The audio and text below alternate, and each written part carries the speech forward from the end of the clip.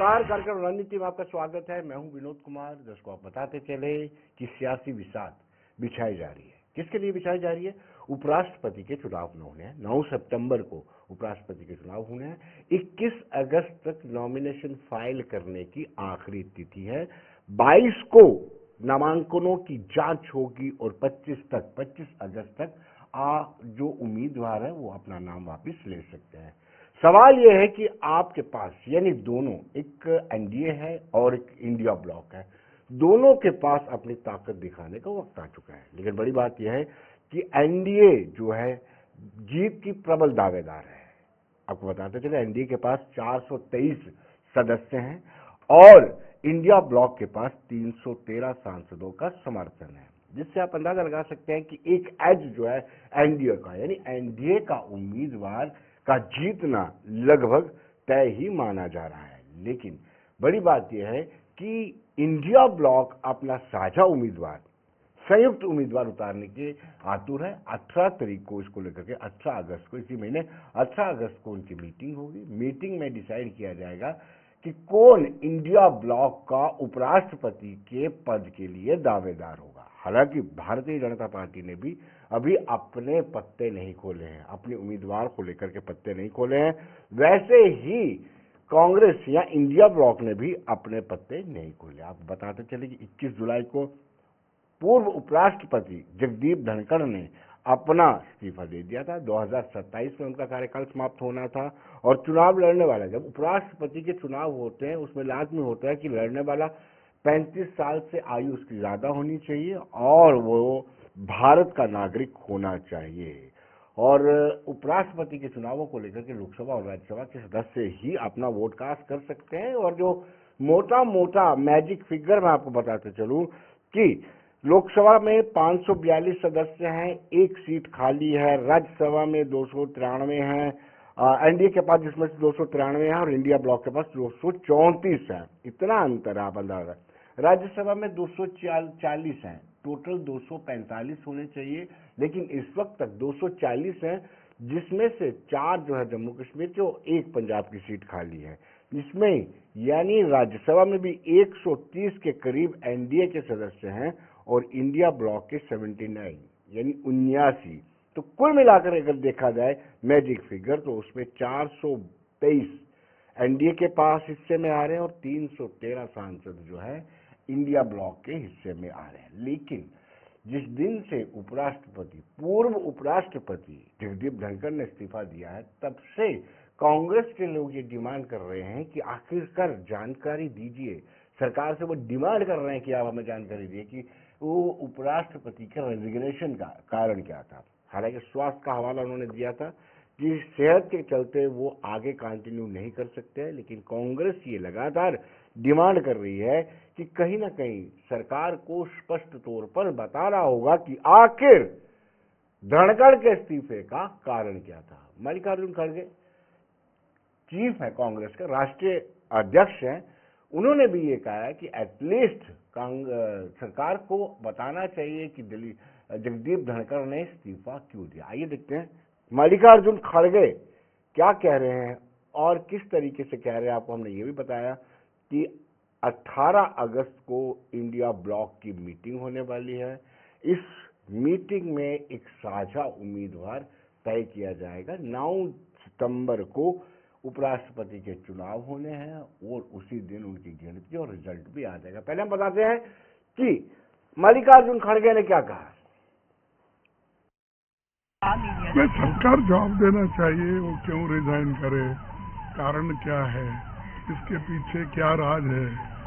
हमको तो ऐसा दिख रहा है कि दाल में कुछ काला है, नहीं तो उनका हेल्थ भी ठीक है और वो अच्छे हमेशा अपनी वोकैबुलरी को ठीक रखते हैं।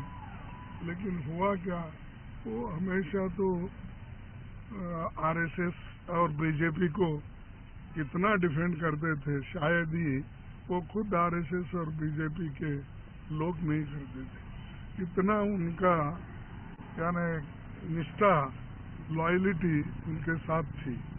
तो ऐसे वक्त में उन्होंने जो राजीनामा दिया है, इसके पीछे क्या है, कौन है, और इसका कारण क्या है देश को बताना चाहिए, क्योंकि देश के लोग ये जानते हैं कि 140 करोड़ जनता के आप प्रतिनिधित्व करते हैं, तब आपको एक काम करना चाहिए कि आपको दुनिया को या देश को, लोगों को।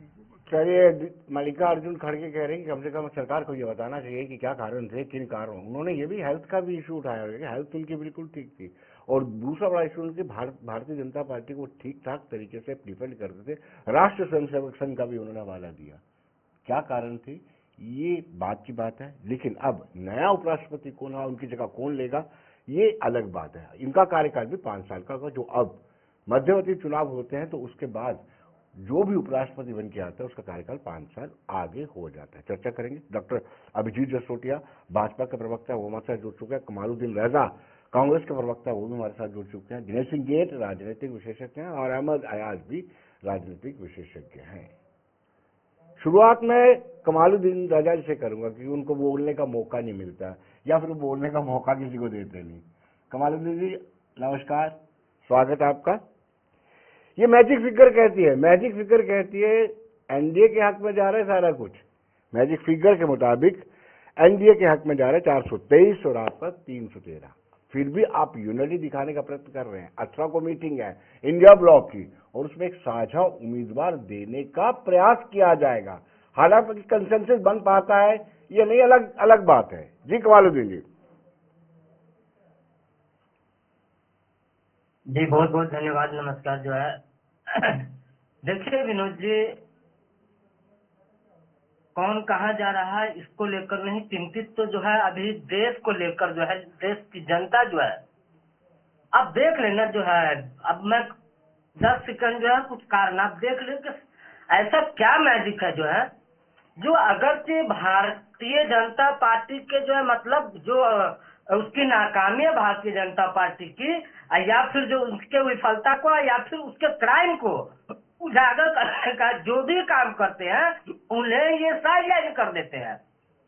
इससे पहले आप देख ले जिस तरह से सत्यपाल मलिक जो पूर्व गवर्नर थे, आप जब वो जो है मतलब जो है वहां पे जो है पुलवामा हमले को लेकर जो है, और उसके बाद किसानों को लेकर कई बड़े खुलासे वो कर दिए।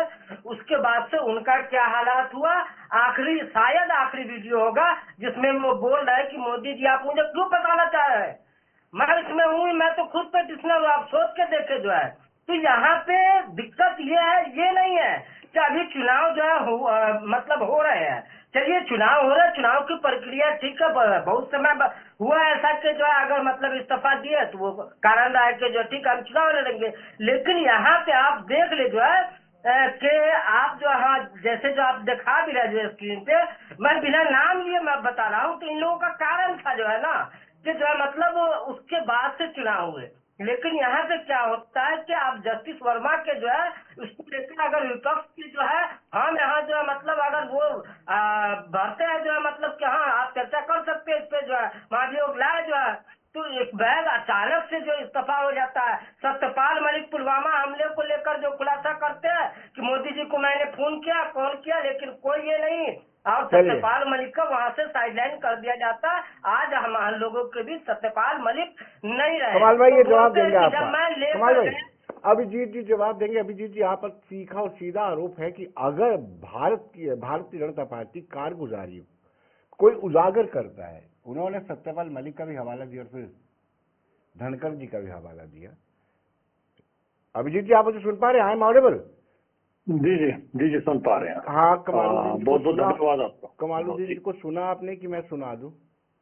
कमालुद्दीन जी का कहना है कमालुद्दीन जी के कमाल हमने बड़े देखे और सुन भी लिए हैं। अब ये कमाल का झूठ बोलते हैं और कमाल की बातें करते हैं। अब उनका भी एक इनको कमाल से जवाब जरूर देंगे और बताएंगे जरूर इनको सत्य क्या और झूठ क्या है। देखिए बात ये आती है कि सबसे पहले जब आप इस तरह की बातें करते तो ये तो सोच लीजिए जरा सबसे पहले कि क्या अगर कोई इंसान अपनी स्वेच्छा से अगर किसी पोस्ट को छोड़ना चाहता है, तो मुझे लगता नहीं आपके कांग्रेस वालों की तरह आपको तो आदत है कोई भी चीज हो तो उसके साथ चिपके रहने की। यहाँ पर कुछ नहीं, अगर किसी को अपनी सेहत लगती है कि मैं अपनी सेहत नहीं ठीक है, मैं नहीं उस तरह से अपनी पोस्ट के साथ जस्टिफिकेशन कर पाऊंगा, तो मुझे लगता है स्वेच्छा है, यहाँ पर किसी को बांध के नहीं रखा जाता किसी चीज के साथ।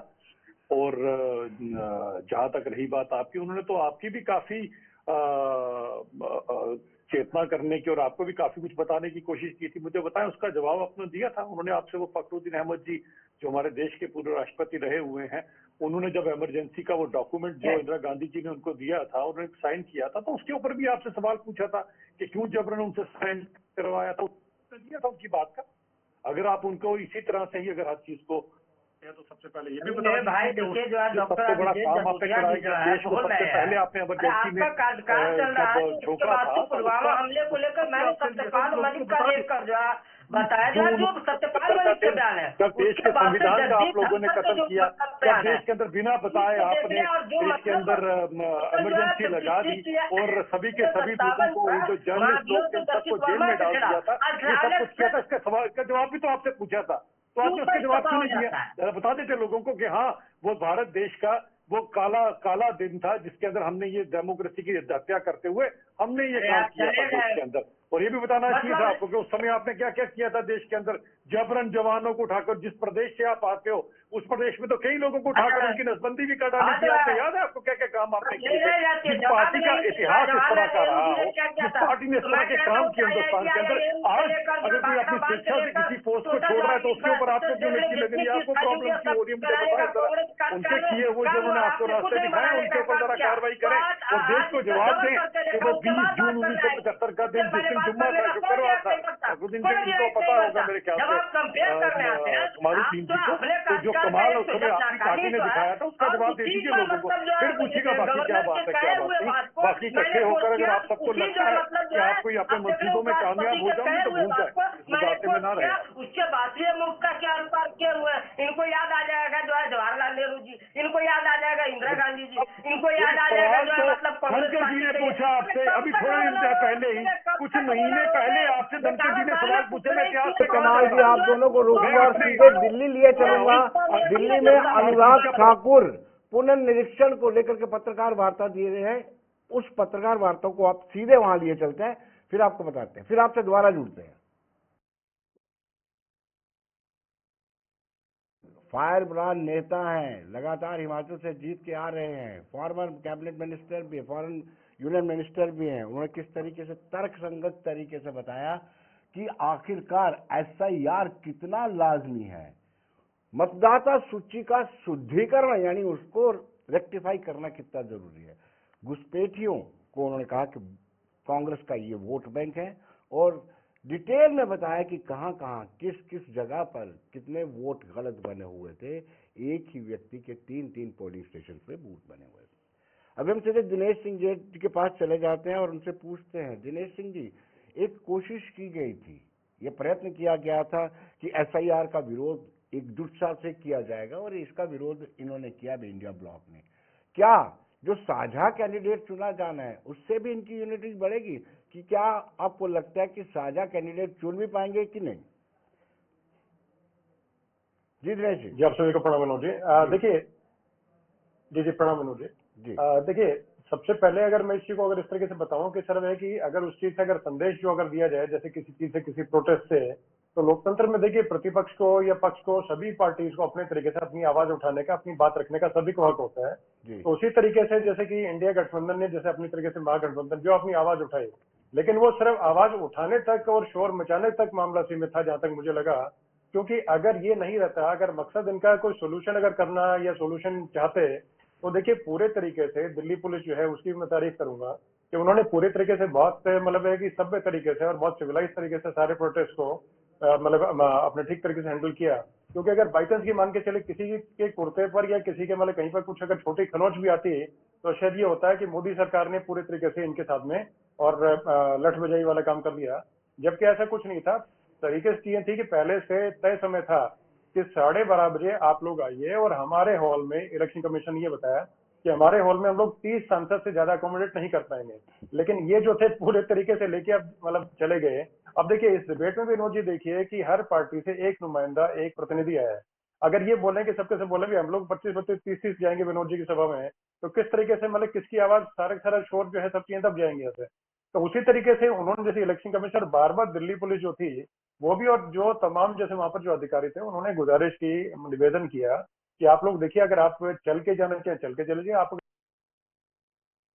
की व्यवस्था करते हैं, आप लोग जाकर चर्चा कर लीजिए। इसी तरीके से इलेक्शन कमीशन साहब बोला कि 30 सांसदों के आप नाम भेज दें, 30 या उससे कम, और इसके अलावा गाड़ियों के नंबर आप भेज दें, हम लोग पूरे तरीके से आपसे चर्चा करने को, बात करने को तैयार है। तो अगर ये चाहते हो तो देखिए विनोद जी, वहां पर जाते, जाकर के बातचीत करते, तो इस चीज से एक चीजें स्पष्ट है कि अगर जैसे जिस तरीके से कि 300 सांसद में से 30 सांसद जो है उस पर अगर जीरो नहीं कर पा रहे हैं, तो आगे एक उम्मीदवार पे किस तरीके से क्या सजा, मतलब उम्मीदवार तय कर पाएंगे, पहली चीज ये। दूसरी बात, सुनने में ऐसा है, हो सकता है पुश था या पुश जो भी जैसे, लेकिन अब जैसे कि विस्परिंग जैसे कॉरिडोर से आती हैं चीजें, वो भी मतलब साझा करना जरूरी होता है कि सुनने में है कि जयराम रमेश जी जो है उन्होंने पर्चा जो है वो खरीद लिया है, ले लिया है कि मतलब अपने करके कि वो शायद उम्मीदवार हो सकते हैं। लेकिन अभी तक तो देखिए 18 तारीख को मीटिंग होनी है, मीटिंग होने से पहले ही जो है, और उम्मीदवारी के बाद में ठीक है, हो सकता है उनको मतलब अपने तरीके से मतलब कि इतना कॉन्फिडेंस होगा, वो चीजें लगे। लेकिन मुझे नहीं लगता है कि जयराम रमेश जी जो है उनको लेकर के बहुत पूरे तरीके से, क्योंकि उनकी एक्सेप्टेबिलिटी कितनी होती क्या होती है वो तो देखिए महागठबंधन जाने। लेकिन जिस तरीके से जैसे बताया, क्योंकि नंबर गेम के हिसाब से बोले तो मतलब 394 जो है वो सदस्य चाहिए, जो कि जीत के लिए एक पर्याप्त नंबर है, मतलब जैसे मैजिक जो फिगर बोलते हैं, तो वो नंबर मुझे अभी फिलहाल दूर दूर तक जो है प्रतिपक्ष उनके पास नजर नहीं आता।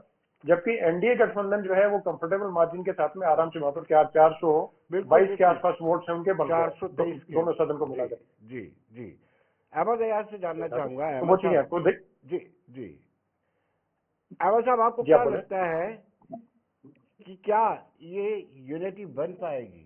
क्योंकि कुछ रोज पहले मैंने अखिलेश यादव की स्टेटमेंट सुनी थी और उन्होंने ये कहा था कि कर्नाटका में कांग्रेस की अगुवाई वाली सरकार है, शुरुआत वहां से की जाए।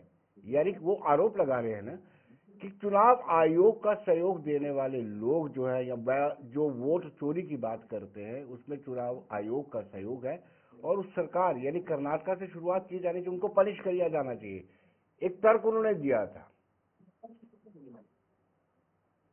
देखिए, असूली बात यह है कि इलेक्शन प्रोसेस को लेकर, इलेक्शन रूल्स को लेकर वक्तन फवक्तन रिफॉर्म्स होते रहे या बाकी और भी कुछ मामला में ले, तो as a principle it should be acceptable कि भाई रूल्स को इम्प्रूवमेंट किया जाना चाहिए। और तब भी जब शिकायतें आएंगे, जैसे अभी ठाकुर जी ने बड़े विस्तार से डिटेल में बता दिया कि क्या क्या हो रहा है, क्या खामियां हैं इसमें, कि कहीं बॉक्स वोटिंग हो रही है, कोई बाकी जगहों से वोट आते हैं, या कहीं बहुत सारी चीज़ों का उसने जिक्र किया, बड़ा तफसीलन किया और कन्विंसिंग है।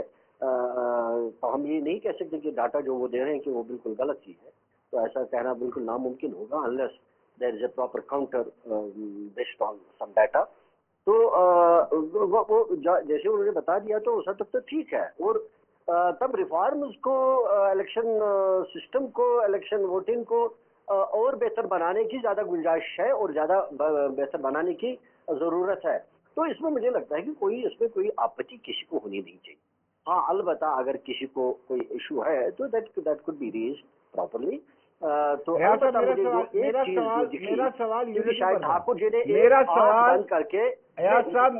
सवाल यूनिटी पर था, यूनिटी इंडिया ब्लॉक की, क्योंकि हमने बहुत बार इनको बिखरते देखा हुआ है। मेरा सवाल इंडिया ब्लॉक की यूनिटी पर था, इनको बहुत बार बिखरते देखा है हमने।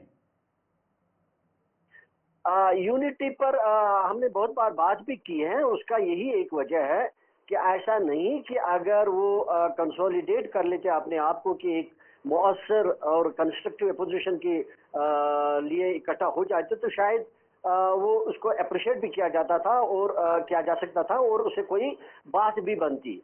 लेकिन मामला उनके साथ यह है कि वो इकट्ठे तो होने की बात करते हैं, लेकिन अमलन प्रैक्टिकली इकट्ठे हो नहीं पा रहे हैं। उसके शायद उनके अपने कुछ मामला हों पॉलिटिकल लेवल पर, अपने रीजनल लेवल पर, या कोई और मामला हों, लेकिन हो नहीं पा रहे। और हमको भी नहीं लग रहा है कि जब हम बाहर देखते हैं, नहीं लग रहा है कि अपोजिशन एक मौसर अपोजिशन है, जबकि बहुत सारे मामला हैं अपोजिशन के लिए उठाने के लिए, बात करने के लिए विषय तो आज अंदाजे से नहीं किया जा सकता है। वो एक रिसेंटली जो प्रेस कॉन्फ्रेंस की अनुराग ठाकुर ने, उन्होंने सिलसिलेवार बताया है कि कैसे कैसे तुष्टीकरण की नीति होती रही है और अपीजमेंट करते करते किन किन वोटर्स के ज्यादा से ज्यादा वोट बनाए जाते रहे हैं। अगर उनमें शुद्धिकरण होता है तो ऐतराज नहीं होना चाहिए। कमालुद्दीन जी।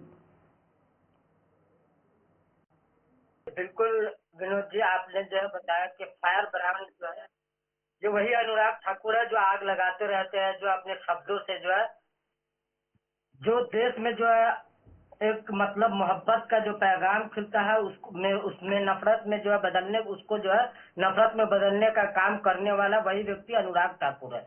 ऐसा डिपेंड कर रहा है आजकल भारतीय जनता पार्टी ये सरकार जो है कि लगता है कि मतलब अभी इलेक्शन कमीशन का मुझे कुछ देर के लिए मैं हैरान हो गया कि ये इलेक्शन कमीशन का प्रवक्ता आके तो नहीं बोल रहा और वो तो नहीं बता रहा है जो है। और राहुल जी का जो है मतलब जो है, अरे अनुराग ठाकुर को ये सोचनी चाहिए कि राहुल गांधी जी जो चीज जो लाए थे जो इसीलिए सब और उसी चीज को लेकर जो है बताया कि आपने यहाँ पर चोरी की है, आपका हाउस नंबर इतना 0 है, आप यहाँ पे इस तरह से मतलब है। और ये बहुत दिनों से जो मतलब जो देख रहे हैं कि कई जगह चर्चा हुआ कि जो सुकून करके है कि जो उनको लेकर जो है कि नहीं वो बोल रहे कि 2 बार वोट नहीं कौन, इसीलिए कहता हूँ कुछ माफ कीजिए ना, कुछ गोदी चरण चाटुकारी मीडिया अब वो लग गया चरण चाटुकारिता करने में, पड़ताल करने में, काट के जो है किसान के जो आम जनता के जो है जो आज मतलब जो वो बदहाल है जो है उनकी दुख दर्द में इतना पड़ताल कर लेते तो वो उसमें तो नहीं के, लेकिन इलेक्शन कमीशन की जगह जो है भारतीय जनता पार्टी और जो है देख रहे कुछ मीडिया का आजकल देख रहे जो मेन स्ट्रीम मीडिया बन के घूमती फिरती रहती है जो इधर उधर जो है, जिसे मैं नहीं मानता, सीधी सी बात है। जो वैसे जो है इसको मेरा कहना है कि आप अनुराग ठाकुर अभी बोल रहे थे, अरे किस बुनियाद पे तर्क दे रहे हो? किताब भी अगले का, कलम भी अगले का, चलाया भी अगले ने। राहुल गांधी जी ने तो उसे प्रूफ करके दिखाया कि ये देखो आपने यहाँ पे जो है मतलब गलत किया है और उसको लेकर ये भी बताया कि ये 4 बार वोट की और फॉर्म 6 का यूज किया, फॉर्म 6 का यूज किया। वो एक जो मतलब जिनका एज 70 जो है एबव था, तो फॉर्म 6 का यूज जो है किसके लिए जो है मतलब होता है या अभी विनोद जी जानते हैं। और अभी हंसी लग रहा है हमको कि इसको लेकर अभी देख लेंगे। तो मैंने कहा ना कि कुछ चरण चाटुकार जो है गोदी मीडिया कुछ जैसे मतलब जो अघोषित जो है पर आ जाते हैं जो है मतलब राजनीतिक विश्लेषक या फिर जो भारतीय जनता पार्टी के प्रवक्ता वो अपनी बात बताने लगेंगे। मैं कहता हूँ किसने दिया वो कॉपी, किसने दिया? जी मैं दिनेश जी के पास आऊंगा, लेकिन पहले अभिजीत जी से जवाब चाहूंगा। अभिजीत जी आप क्या कहेंगे? कमालुद्दीन सीधे और तीखे आरोप लगा रहे हैं, हालांकि हल्फनामा देखिए जो मांगा है वो अभी तक दिया नहीं है कांग्रेस की तरफ से। आप चरण चाटुकार मत कहिएगा मुझे। कांग्रेस जिस तरह की पार्टी है और आप समझ सकते हो यही कारण रहा इस पार्टी का कि मैं जो बार बार कहता हूँ 3 डिजिट से 2 डिजिट और आने वाले टाइम में आर्यभट्ट के शून्य को सलामी देती नजर आएगी। कारण यही है कि आप झूठ इस कदर बोलते हो, इतना ज्यादा झूठ बोलते हो कि अब वो जमाना चला गया। आज तो एआई का जमाना है, आप जो झूठ बोलते हो लोग उसी समय आपको पकड़ लेते हैं और पकड़ने के बाद फिर नतीजों में तब्दील हो जाते हैं। वो फिर बता देते हैं कि कांग्रेस केवल और केवल झूठ के ऊपर टिकी हुई एक पार्टी है। अब रही बात इनकी अगर वोटों की बात आती है, आपको याद होगा विनोद जी पिछले दिनों जब दिल्ली के चुनाव थे ऐसे घर के अंदर 400 300 वोट बने हुए थे, बेचारे घर वाले को ही नहीं पता था कि मेरे घर के ऊपर इतने लोगों ने वोट बनाकर रखे हैं। और जब उन वोटों की काटी छाटी की गई और जब बताया गया कि वोट को हकदार को ही हक मिला वोट डालने का, तो आपके सामने नतीजे उभर कर सामने आ गए। अब इस तरह की चीज अगर कहीं पर की जा रही है मुझे लग रहा है अच्छा है। और अगर आज अनुराग ठाकुर जी ने इनको फिर अगर आईना दिखाया है तो मुझे लगता है कांग्रेस को जब अनुराग ठाकुर जी आईना दिखाते हैं तब तक कांग्रेस के पेट में दर्द होता है। एक बार अनुराग ठाकुर जी ने राहुल गांधी से पूछा कि आप हमेशा संविधान को सिर पे उठाकर घूमते हो, तो बताओ इस पे पन्ने कितने हैं, जरा ये तो बता दो। और कोई जवाब नहीं दे पाया उनने, तो कभी खोल के इसको पढ़ भी लिया करो। इसी के कारण अनुराग ठाकुर जी इनकी आंखों में हमेशा चुपके कांग्रेस के यही करने के कांग्रेस को हमेशा आईना दिखाते हैं, कांग्रेस को करके सामने दिखा देते हैं। कारण यही है अनुराग ठाकुर जी की बातों से कांग्रेस को मिर्ची लगने का केवल एक कारण है कि हमेशा कांग्रेस को आड़े आते हैं। लेकिन इसके सच्चाई के ऊपर अब देखिए फिर ये बोलते रहेंगे बीच में, अभी तक कारण समझिए। ये बेचारे इतने फ्रस्ट्रेट होते हैं, खासकर मैं कमालू दीदी की बात करूं, फ्रस्ट्रेशन में देखिए हाथ घुमाई जाएंगे, गिर जाएंगे, कौन इनको बताए। अब मैंने जो उनसे सवाल पूछा, इसी तरह से जिसके ऊपर जो आज का हमारा मुद्दा है, टेक्नोलॉजी ने चुप करवाएंगे, ये बीच में बोलते रहते हैं, तो ये तो सभ्यता नहीं है। या सभ्यता में कांग्रेस के तो समझ सकते हैं, ये बीच में बोलते रहेंगे, ऐसे थोड़ा डिबेट होती है। अब जो आज का इसके ऊपर जगदीश धनखड़ के ऊपर आपने जो बात हमसे पूछी, मुझे पूछिए, मैंने कांग्रेस से पहला सवाल पूछा था, मैंने कांग्रेस से पहला सवाल पूछा कि मुझे बताया उन्होंने इमरजेंसी के ऊपर आपसे पूछा, आपने जवाब नहीं दिया। आप वही कांग्रेस पार्टी है जिसके अंदर राहुल गांधी और सारी की सारी पार्टी बाहर खड़े होकर उनकी मिमिक्री कर रहे थे। एक देश के उपराष्ट्रपति की आप जब मिमिक्री करेंगे तो आप बताएं आप उनकी कितनी इज्जत करते हैं। आपने उस पोस्ट की भी बेइज्जती की है, और जगदीश धनखड़ जी की तो बेइज्जती की, उस पोस्ट की भी बेइज्जती की। जब आप सारे के सारे बाहर खड़े होकर एक देश के जो उपराष्ट्रपति है उनकी आपने मिमिक्री कर पूरे के पूरे देश की मिमिक्री की है, पूरे के पूरे देश का आपने मजाक उड़ाया, तो थोड़ी शर्म करे के बावजूद आपकी पार्टी भी शर्म करे, और आपके राहुल गांधी जी को भी थोड़ी शर्म आनी चाहिए। इस तरह की जब मिमिक्री होती है वहीं पर खड़े होकर वो वहाँ पर वीडियो बना रहे थे और आनंद ले रहे थे, पूरा देश राहुल गांधी को देख रहा था। ये वही राहुल गांधी जो देश का प्रधानमंत्री बनना चाहता है, जब देश के इतने बड़े उपराष्ट्रपति की यहाँ पर मिमिक्री की जा रही है, वो खुद वीडियो बना रहा है। सोचिए, थोड़ा सा सोचिए, कुछ तो दिखाइए अपने राहुल गांधी को, और थोड़ी भी आपको लज्जा नहीं है, फिर चैनल पे आप इस तरह की आके बातें करते हैं, थोड़ी शर्म तो कर दीजिए। झूठ पे झूठ बोली जाएंगे। अब जब अनुराग ठाकुर जी आपको आईना दिखाते तब भी आपके पेट में मिर्ची लगती है। उस दिन क्या कर रहे थे राहुल गांधी जी, जिसमें वो वीडियो बना रहे थे आपके लोगों का, उस दिन आप क्या कर रहे थे? आज अचानक से आपको धनखड़ जी के लिए बड़ा प्यार उड़कर सामने आ रहा है। आपका प्यार उड़ने का कारण तो समझिए कि आपको पता, आप चाहते भी नया उपराष्ट्रपति आपके यहाँ पर आपके सभी के सभी इकट्ठे होने के बावजूद भी आप कुछ नहीं कर पाओगे, क्योंकि देश आप जितने मर्जी इकट्ठे हो जाओ आप कुछ नहीं कर पाओगे। देश के अंदर सच्चाई चलेगी, देश के अंदर ईमानदारी चलेगी, और आपके टाइम का 1975 वाला काला इतिहास या बेईमानी का जो आपका इतिहास है उसे लोगों ने हाय तौबा कर ली है। चलिए आपकी पार्टी को बिग शून्य in next election, just wait and watch. और जो है मतलब सभी चलिए दिनेश जी आपसे जानना चाहूंगा, ये जो शब्द इस्तेमाल करते हैं चाटुकारिता, गोदी मीडिया, फ्रस्ट्रेट होकर सुबह घर से आ जाते हैं बिना नाश्ते के और यहाँ पर आगे, ये शब्द को आप कैसे डिफाइन करते हैं? जी विनोद जी, देखिए ऐसा कि जैसे विषय से अलग हटके जिस तरीके से अभी आज कांग्रेस प्रवक्ता जो है वो भड़क रहे थे, उसी तरीके से देखिए जहां पर जिस चीज की आवश्यकता होती है वो चीज नहीं करते। अब जैसे इलेक्शन कमीशन ने भी जैसे बैठक के लिए बुलाया था 30 सांसदों को, वहां पर ये लोग नहीं गए, ना अपनी बातचीत रखी। इसी प्रकार से जैसे यहाँ पर आकर के विषय आज का कुछ और था, लेकिन कांग्रेस प्रवक्ता जो है विषय से भटक करके बाकी सारी सभी चीजें बोल रहे हैं, लेकिन विषय में बातचीत नहीं कर रहे हैं। और जिस तरीके से इनकी तारीफ की जाए तब तक ये खुश है तारीफ, लेकिन करी किस चीज जो है। मैं एक क्वेश्चन आपसे पूछता हूँ, कर्नाटक में आपके एक मंत्री थे राजेंद्र सिंह, उनको आपने क्यों हटाया? उन्होंने देखिए आप लोगों की समस्या यही है कि आप लोग बिना मतलब के शोर करते हैं, वो चीज ठीक ठाक नहीं है। आपको कुछ ज्ञान दे रहे हैं पार्टी से तो मेरे नहीं बोला। देखिए आप, आई एम सॉरी टू से कमालुद्दीन जी, मैं माफी के साथ कहना चाहूंगा, आप कोई भी विषय बात नहीं कर रहे हैं और आप बिना तैयारी के डिबेट में आ गए, तो कृपा करके इस तरीके से मत किया करें। आपका, आपकी पार्टी की छवि और आपका खुद का अपना है उससे नुकसान होगा। तो मेरी सलाह ये रहेगी, अपने तरीके जब आए हैं तो यहाँ पर लाखों हजारों लोग आपको देखते हैं, तो उस तरीके से आपकी भी छवि खराब न हो। तो मेरी इसी में सलाह है। दूसरी बात देखिए है कि आप लोग चाहते थे कर्नाटक में, मैं दोबारा से रिपीट कर रहा हूँ, आपको मैं सुनाई नहीं दे रहा, कर्नाटक में आपके मंत्री थे राजेंद्र जी, उन्होंने क्लियर कट तरीके से प्रश्न चिन्ह उठाया और उन्होंने मतलब उनको आप लोगों ने हटा दिया। उसी तरीके से गुलाम नबी आजाद जो है, गुलाम नबी आजाद ने आप लोगों को प्रश्न चिन्ह लगाया था, उनको आपने हटा दिया था। तो आप लोग देखिए विषय पे कुछ नहीं चलते हैं और आपका यही कारण है आपका पिछड़ने का। और आपकी अपनी जो सेवा दल जो है, आपकी अपनी संस्था सेवा दल जो है, उसके साथ आपने क्या किया? तो देखिए समझिए इस तरीके से आप विषय से अलग हटेंगे तो आपको प्रोसीजर लगेगा कैसे? एनडीए जो है, एनडीए बेहतरीन तरीके से चुनाव लड़ने का काम करता है। भाजपा का मुझे अच्छी तरह से याद है कि भाजपा जो है उनके नेता इतने बेहतरीन तरीके से प्रोटेस्ट करते हैं, तो अभी भी याद आता है कि सुषमा जी, राजनाथ सिंह जी, अरुण जेटली और स्मृति ईरानी ये सिलेंडर सर पे लेकर के घूमते थे और पूरी तरीके प्रोटेस्ट करना। आप लोग प्रोटेस्ट तो करिए, आप लोग की प्रेजेंस की नजर नहीं आती है। प्रोटेस्ट करने के नाते आप लोग कहीं नजर नहीं आते हैं। एफआईआर मुद्दे पर देखिए कर्नाटक में आपसे पूछ रहा हूँ, कर्नाटक में जब कर्नाटक में जब रिविजन ड्राफ्ट जो था 2024 में जब जारी हुआ था, उसमें 9 लाख अपत्तियां दी गई थी। लोगों के द्वारा 9 लाख आपत्ति मिली थी इलेक्शन कमीशन को, लेकिन कांग्रेस की तरफ से कुछ नहीं मिला था। उसी तरीके से बिहार में, उसी तरीके से बिहार में कांग्रेस ने कोई आपत्ति नहीं उठाई, सिर्फ राष्ट्रीय जनता दल जो है उसमें सिर्फ आपत्ति नहीं उठाई। आप लोगों ने कोई कुछ नहीं किया था। राहुल गांधी जो है इमेच्योर राजनीति करते हैं। राहुल गांधी बेहतरीन व्यक्ति हैं, लेकिन राजनीति के लिए इमेच्योर है। मैं स्पष्ट बताता हूँ चीजों को पेपर किसका दिया हुआ था? दिनेश जी, आप इस पे बात करें। पेपर किसके द्वारा सौंपा अच्छा गया सुनिए, था? मैं आपको बताता हूँ। पेपर जो था इलेक्शन कमीशन के द्वारा दिया गया था, और इलेक्शन कमीशन में अगर गड़बड़ी अगर होती है तो 7 फीट का पुलिंदा देता ही नहीं। वैसे आप बताइए, मुझे बताइए। ऐसे बिंदुवार मुझसे आप पूछिए, बिंदुवार आप मुझे 20 सवाल करिए, मैं आपको जवाब देता हूँ। पूछिए, आप पूछिए। अभी दिए गए थे, आपने माना?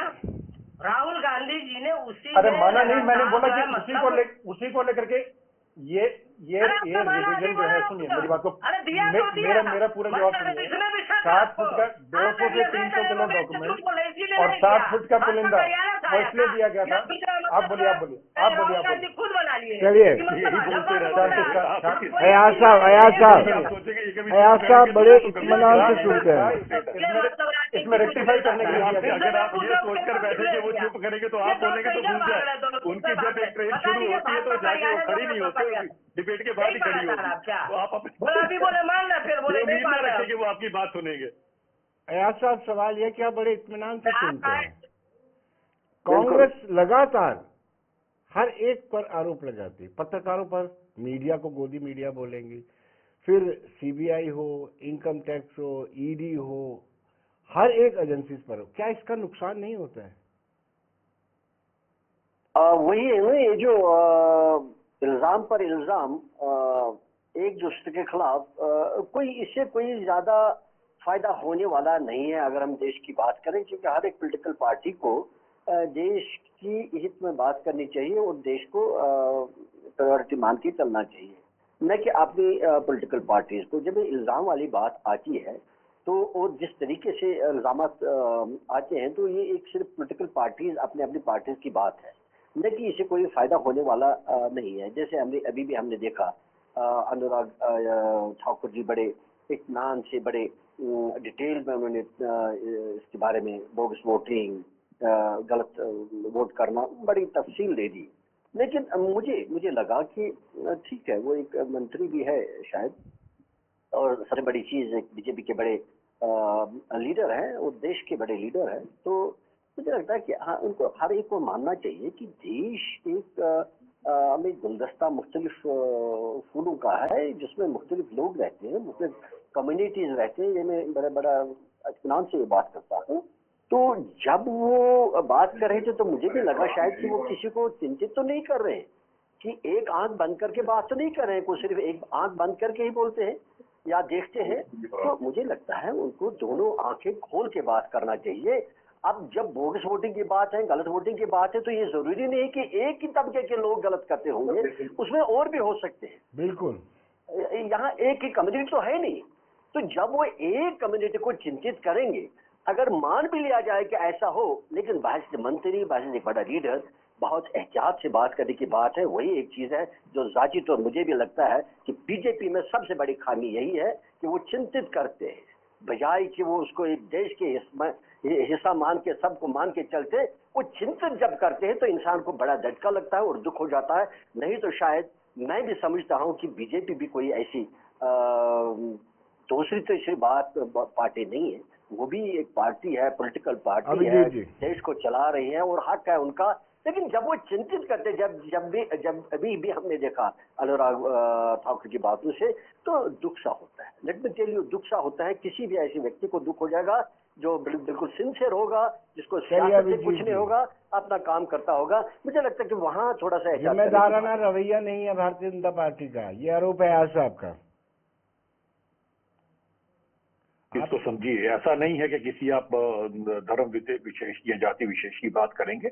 आप एक चीज समझिए कि देश के अंदर जो बोगस वोटिंग की जहां तक बात है, बोगस वोटिंग के अंदर 99% जो वो कौन लोग हैं, वो लोग हैं जिन्होंने यहीं पर सटे हुए बॉर्डर से, चाहे वो बिहार का सटा हुआ बॉर्डर हो या बाकी के सटे हुए जो बॉर्डर है, जो कहीं ना कहीं बांग्लादेश या बाकी इलाकों से यहाँ पर आए हैं, यहाँ पर रोहिंग्या जो आए हैं, जिन्होंने यहाँ पर आपके फर्जी अपने आधार कार्ड बना लिए, और खासकर जो कांग्रेस शासित प्रदेश है या बाकी के जो इलाके हैं जहां पर खासकर वेस्ट बंगाल के अंदर जहां पर कोई पूछताछ उनसे हुई, जहां पर जब चाहे डीएम देखा, फिर ये बेचारा फ्रस्ट्रेट आदमी पीछे बोलना शुरू हो जाएगा तो क्या बात सुन पाएंगे। यहाँ दो सभ्य आदमी बात कर रहे हैं, कमालुद्दीन जी 2 मिनट के लिए आप चुप कर देंगे, 2 मिनट के लिए चुप करवाएंगे विनोद जी, बड़ी सीरियस बात हो रही है। फिर बेचारे को उसको क्यों फ्रस्ट्रेट इंसान को आप क्या करते हो, या तो उसको बुलाने से पहले नाश्ता करवाया करें, ये बेचारा अपनी फ्रस्ट्रेशन यहाँ पर निकालता है। वो जो मिमिक्री कर रहे थे वो भी जरा राहुल गांधी का वीडियो दिखा दो ना, जब आप मिमिक्री कर रहे थे हमारे देश के उपराष्ट्रपति की, वो वीडियो भी दिखाओ। क्या फ्रस्ट्रेट आदमी को आपने यहाँ पर लाया।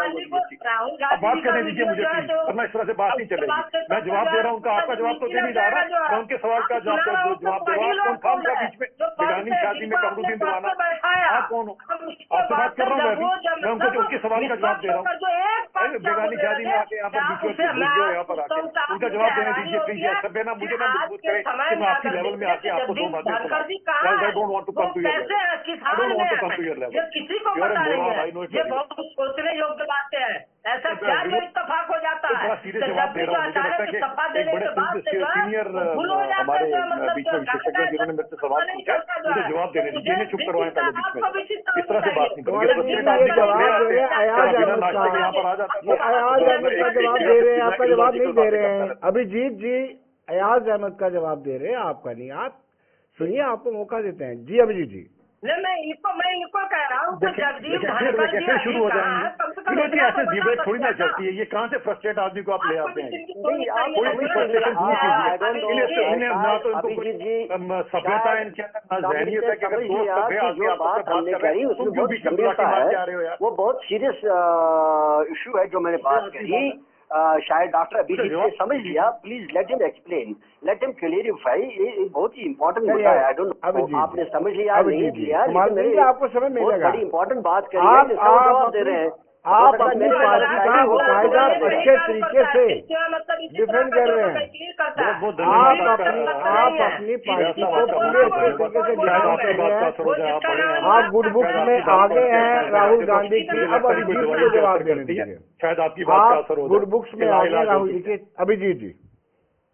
हाँ, बात ये आती है कि जब वो सारे के सारे जो सटे हुए इलाके थे, खासकर जहां से ये जितनी म्यांमार से जितनी बांग्लादेश से बेचारा फिर फ्रस्ट्रेट हो गया बीच में।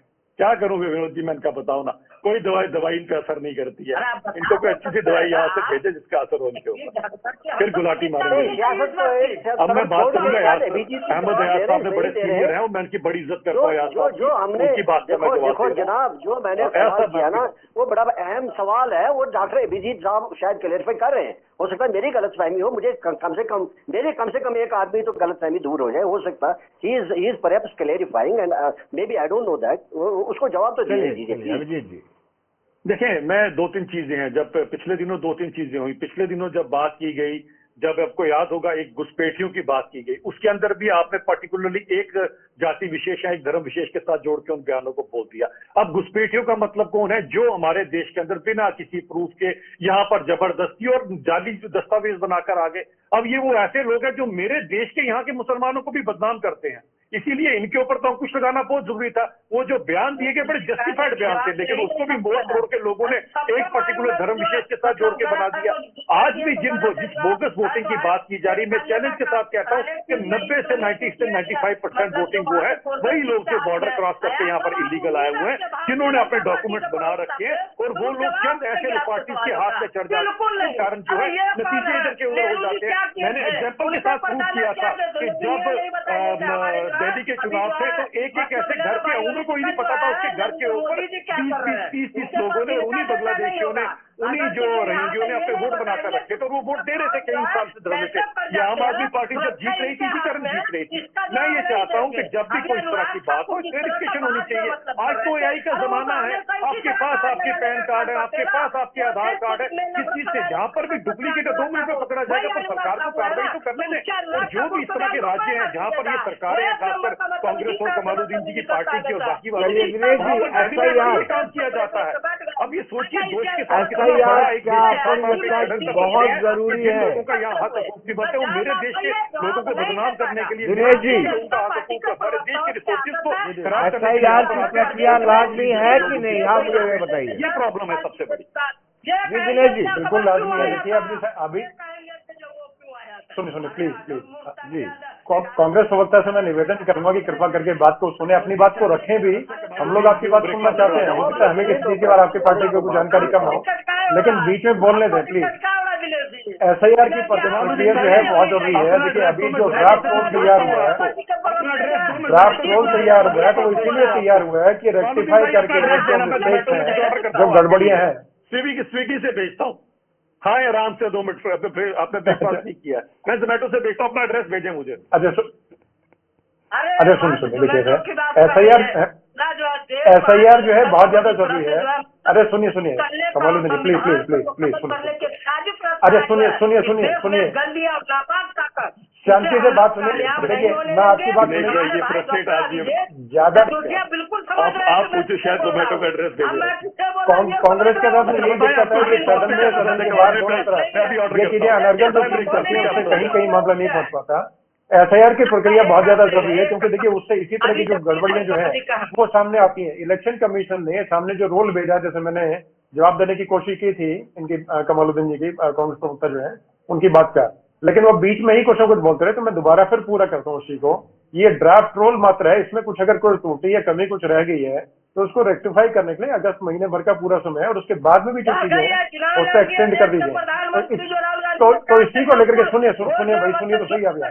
और देखिए ये सिर्फ ड्राफ्ट रोल में चीजें जो कमियां जो है उनको दुरुस्त करने के लिए प्रतिपक्ष की जो पार्टियां उनकी भी आवश्यकता है कि जहां पर जिस तरीके से जो कमियां दिखाई उनको दे, वो किसी धर्म विशेष को लेकर के सिर्फ बातें नहीं है।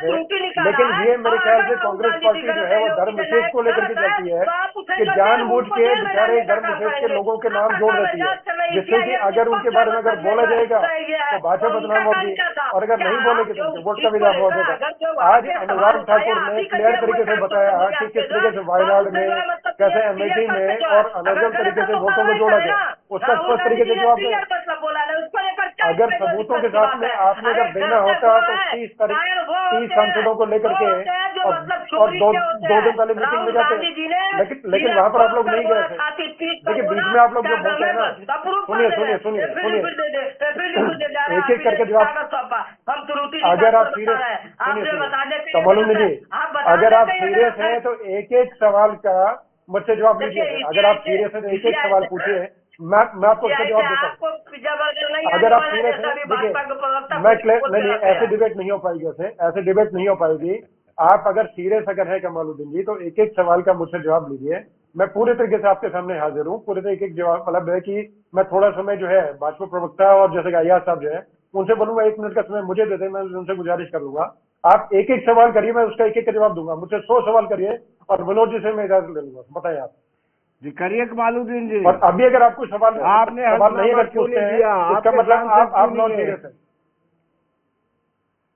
हाँ आप फरमाए नहीं जो है दिनेश जी, मैंने इनसे तो एक लाइन में सवाल किया था, वो पेपर किसने दिए थे, इसमें जो निकाल कर और जो गलती थी अब सुनेंगे राहुल गांधी जी ने बाजाप्ता से करके किया, और मतलब जो है सरकार से मतलब जो है वो चोरी और चुनाव चोरी को लेकर उसको लेकर इसी बोलने के लिए मतलब आप ये कर दे, क्यों करे भाई आप जो मतलब अगले के ऊपर मतलब उसको उस मामला को देखिए, अगर ऐसा अगर नहीं है तो मैं कहता हूँ जवाब तो लीजिए, गांधी जी पे जवाब तो लीजिए। तो अब वहाँ पे चोर का दाढ़ी का विनोद जी आपके चैनल का दायित्व बनता है कि आप सुबह यहाँ से जोमेटो से ब्रेकफास्ट भेजिए करें, ये बिना ब्रेकफास्ट के आते हैं इसलिए इतने गुस्से में होते हैं। बुला गया मेरे की तरह आप लोग उछलते बहुत है। अरे इसी जवाब नहीं पूछा जवाब में आपको आप मारते हारे क्या वो चलते हम तो वही बैठे जनाब,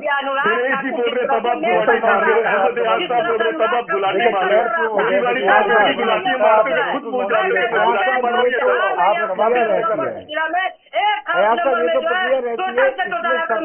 पॉजिटिव रोल प्ले करना चाहिए। पुनर्निरीक्षण की प्रक्रिया जो रहती है रिवीजन की, उसमें मुझे लगता है सभी पॉलिटिकल पार्टीज को साथ देना चाहिए, सहयोग देना चाहिए कि कोई बाहर का वोटर ना आकर के हमारे जो इलेक्टेड रिप्रेजेंटेटिव उसके चुनने का चयन का हिस्सा बने। बिल्कुल वोटर जायज हो और उसी का हक बनता है वोट भी डालना और गवर्नर उसका इन ए वे इनडायरेक्टली पार्टिसिपेट करना। जी। कोई बोगस वोटर होना नहीं चाहिए, बट द फैक्ट इज क्या सचमुच वो बोगस वोटर रियली है, that needs to be seen. अगर उसमें अपोजिशन की कोई बात है, मुझे लगता है कि वो अपोजिशन के साथ बात करके देखना पड़ेगा कि क्या उनकी उस बात में कोई वजन है, कोई उसमें बेस है, ताकि वो भी आफ्टर ऑल उनके लिए भी वो सही है। चलिए, वो ये चाहेंगे कि कल को अगर बोगस वोट है वो सिर्फ उन्हीं को पड़ जाए, वो भी जरूरी नहीं है। That also is not sure. तो bogus should be bogus, genuine should be genuine. चलिए, ऐसा समय इजाजत नहीं दे रहा है। ऐसा बहुत बहुत शुक्रिया दिनेश जी, आपका भी बहुत, कमालुद्दीन जी आपका तो ज्यादा शुक्रिया, और अभिजीत जी आपका भी बहुत बहुत शुक्रिया। तो दर्शकों, आप बने रहिए देश दुनिया की खबरों के लिए और मुझे दीजिए इजाजत। नमस्कार।